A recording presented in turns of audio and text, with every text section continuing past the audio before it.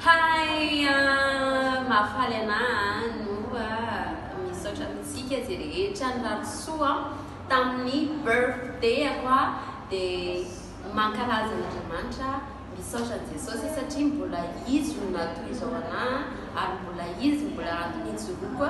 izy mbola mampiteny anahy ety ihany koa noho ny fitahiny noho ny fahasoavany mbola ijoroako tahaka izao dia voninahitra ho an'Andriamanitra irery ihany fa mifankasitrahana sy ny fisaonana dia misaotra be be ho anareo rehetrarehetra tsirairay avy izay nirarosoa anahy dia gros bisous